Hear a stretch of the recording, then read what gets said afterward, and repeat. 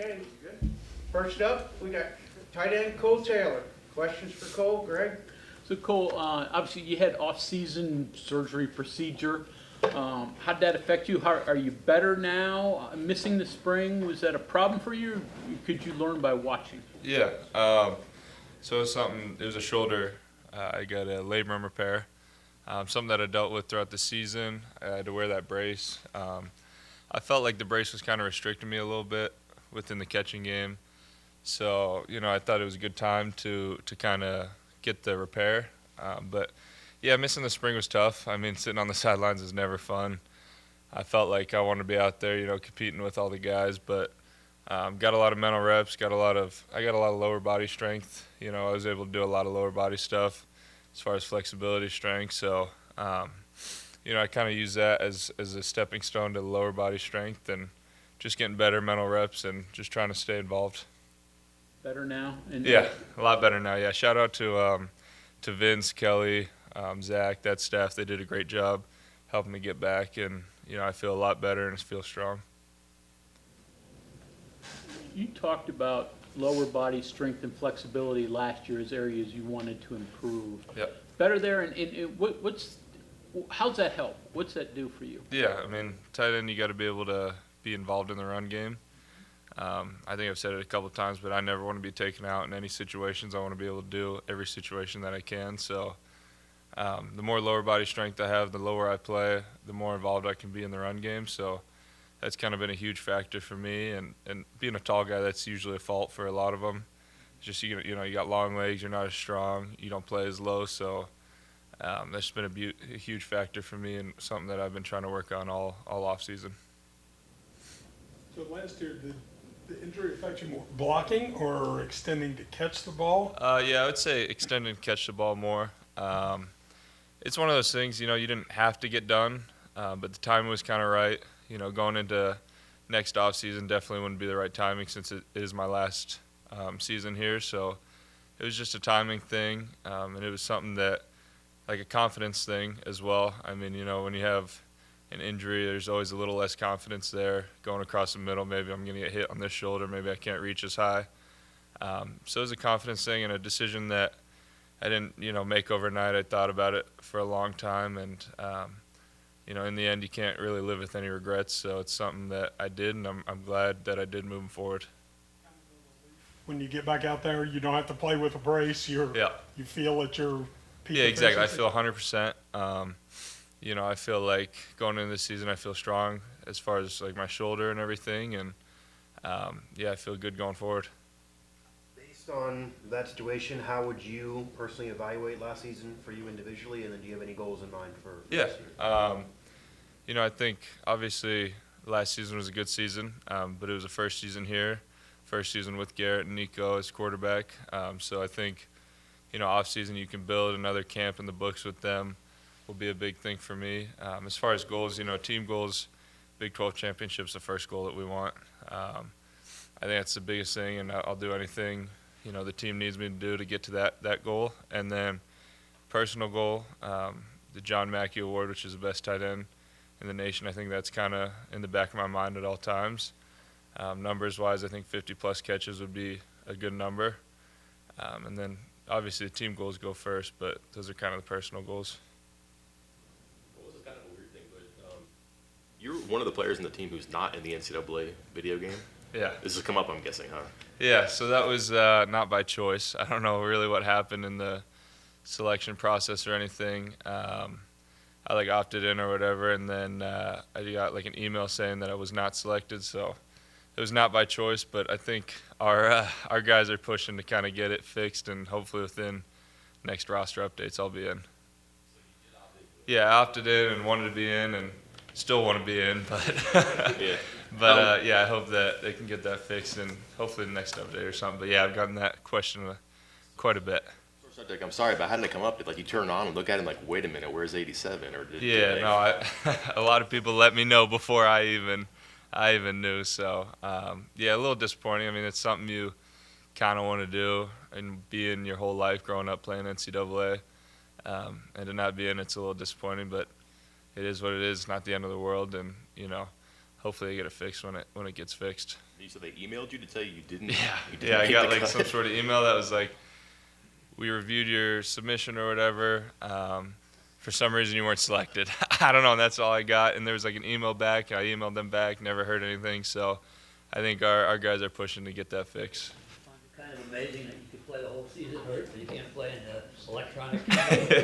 Yeah, no doubt. But no, hopefully they get that fixed, and that'd be really cool to see myself in that game. And it's cool to see the other guys in the game and everything. And I'm really happy for everyone that got in the game. And yeah, like I said, I hope they get that fixed. One more on this, and I'll let it go, I promise. But like, you're not the only one on the team. Was it like King Corey's not in there? There's a couple other guys. Similar situations. Did they not opt in? Do you even know? I don't know. I haven't talked to anyone else. I mean, a bunch of people have asked me why I wasn't in it, and I didn't really have an answer for them. But yeah, I don't know. I'm sure it's just quick little like fixes that they can make. I mean, it's a huge game and a lot of people playing it and kind of high stakes. I'm sure there were a couple mistakes made, but it's not the end of the world, honestly. Did you hear that from any other players around the country? Just texting with them like, "Hey, this happened to me," like, and then they're like, "Oh, Yeah, I've seen a couple things that were like the rosters weren't fully uploaded or whatever. So yeah, just hope it gets fixed. Didn't they just do an update like the other Yeah, day? they just didn't update. I don't know if there were rosters that were updated, but So you don't know if you got in on that? yeah, I don't know. I mean, Okay. I don't have the game or anything, so. But yeah, no, hopefully it's fixed here soon. Do you take a financial hit with that? I mean, that you don't get I think that there was some compensation with that, but I don't think it was anything crazy. So use another lawsuit or yeah, no doubt. I'm sure they got enough on their plate. Cole, the Mackey watch list just Yeah. came out. You're on it, so Okay. just how does that feel? If that's when Yeah. you're able to they at least see you. I knew it was coming out today. I checked actually just prior to that, so it's good news to hear that I'm on the watch list. Now that you kind of got the watch list, it's down to what I can do on the field, how I perform week in and week out, and I know that having that's just kind of even a bigger target on my back. But that just makes you raise your play, and week in and week out, you got to be at your best, and to be able to be the best tight end in the nation, you got to be the best every week. So I think that's kind of the mindset going in. Was year 2 with Nico and Garrett different than year 1? Yeah, it's a lot different. I'm living with Garrett now, so that's been really good. We actually went down to Mobile. We had like a 4-day break before camp. We went down to Mobile and worked out with his quarterback coach. Did a great job down there. And so it's just a connection thing. It's a trust thing. There's a lot of throws last camp that he might not be making, and he's making them this camp. And just a trust thing, knowing that I'm going to be there and can be reliable. And it's more trust for him than it is for me. I'm going to keep doing the same thing, but as long as he trusts me, he's going to try to get me the ball more. Cole, maybe it's because you guys live together, but we hear about quarterbacks bringing receivers to train all the time in the offseason. Why'd you bring you? So it actually worked out pretty good. My dad has a retirement place down there in Dolphin Island, which is like 30 minutes. So it kind of was like, I might go down there. You have your quarterback coach down there. So it just worked out really good. So hookup. Yeah. Right? Yeah, we got a hookup down there. And no, it was a great 3 or 4 days of training, relaxing and just building trust. That's the biggest thing, is he trusts me to go make a play when the ball's in the air. And that's all I can ask for. Spot here. I know he's in the room, but just give me your thoughts on Trotter. What has he done on the other side of the ball that impresses you? I know you've been at other places. You're at LSU. What's he bring to the table? Trotter's an unbelievable player.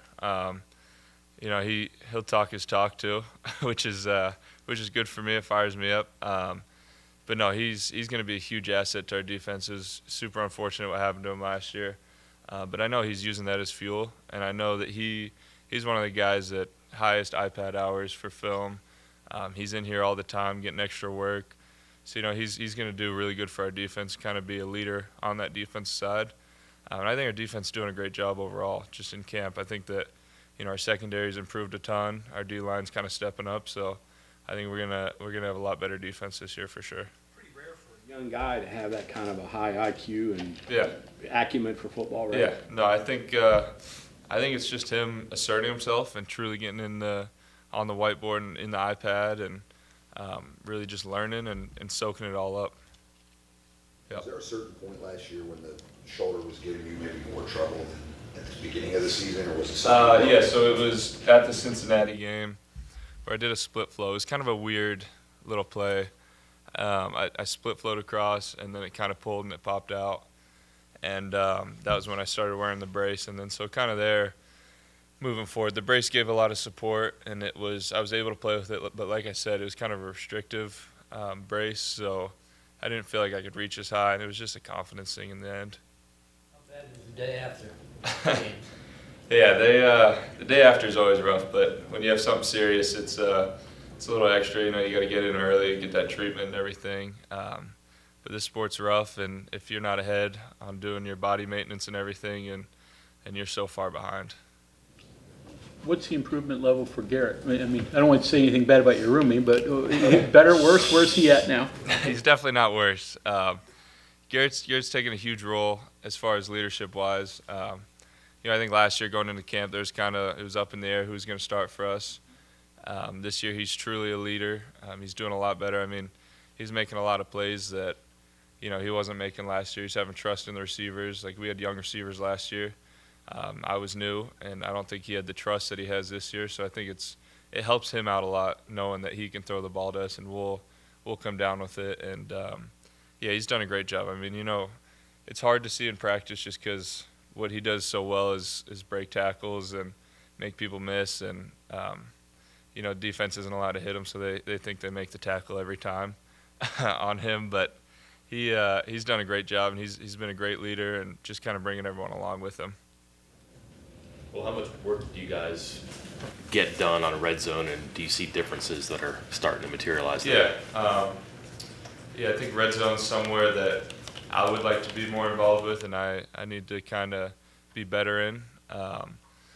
And I think that we've done a great job. We've really emphasized it this camp. I think that, you know, statistically we weren't the best necessarily in the red zone. We scored a lot of points, but we weren't the best at scoring touchdowns. We were getting a lot of field goals. So red zone's been a huge emphasis this camp, and I think that we should be a lot better this season.